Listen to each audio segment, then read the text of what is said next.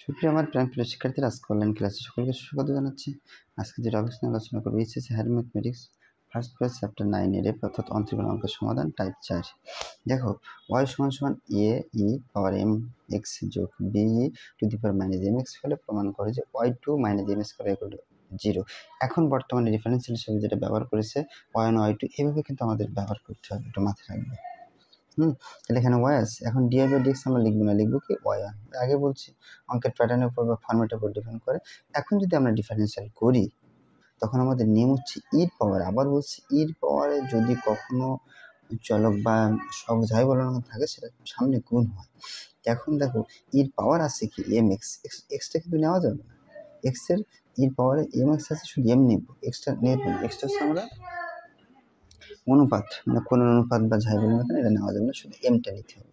হ্যাঁ, কারণ আমরা যদি কখনো বলি সাইন থেটা, কোন অনুপাত কিন্তু এই যে থিটাকে বোঝানো, স্কোয়ারটা যদি আমরা দিই এর মাথা হয়, থিটার স্কোয়ারটা কিন্তু কখনো আমরা এর মাথায় দিই না, বুঝতে পারছো? তাহলে তদ্রূপ এখানে আমরা করি এর পাওয়ারে যদি কখনো এই এম এক্স আছে তাহলে এমটাকে ধরতে হবে, এক্সটা না।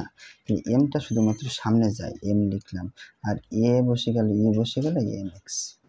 আবার দেখো এর পাওয়ারে এম এক্স আছে, শুধুমাত্র এম নিতে হবে, তাহলে এমটা সামনে গেল, এ বসে গেল, ই বসে গেল, এম এক্স হাসিল। শুধু বন্ধুরা শুধুমাত্র এর ক্ষেত্রে কিন্তু এই পরিবর্তনটা, শুধু এটুকু তফাৎ, এর ক্ষেত্রে আর কোনো কিছু না। সেমভাবে এটা গুণ করো, এই পেলাল লিখলাম মাইনাস এম, সামনে গুণ হয় মাইনাস এম, আর এখানে কি থাকে বি ই এম এক্স। অনেকে প্রশ্ন করে স্যার এমটা তো সামনে দিলেন না, এম কেন থেকে গেল?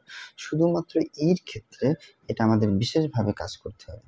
তাহলে এর পাওয়ার আছে মাইনাস এম এক্স আছে, এক্সটা নেওয়া যাবে না, মাইনাস এম সামনে গুণ বি লিখলাম আর যা আছে তাই। এখন দেখো এই সাইড নোট লিখবা, কিন্তু আমি লিখি না, এক্স এর সাপেক্ষে কি করে পাই, সাপেক্ষে অন্তরীকরণ করে, অন্তরীকরণ। এখন এখানে y1 লিখলাম, এই এমটা কিন্তু সামনে, তোমরা চাইলে এখানে লিখতে পারো, পরেও লিখতে পারো। যাই হোক আমি এখানে লিখি M A E M X, এই plus A minus A minus, এবার লেখো M B E minus M X. এখন দেখো আমার ডিফারেন্সিয়াল আরেকবার করতে হবে, কারণ প্রশ্ন বলছে y2 হবে। এখানে যদি আমি y2 লিখি তাহলে এম দিয়ে আবার কি গুণ, এম এম গুণ করলে কত হয় বন্ধুরা, এম স্কোয়ার, আর এই মানটা বসে গেল এ ই পাওয়ার এম এক্স।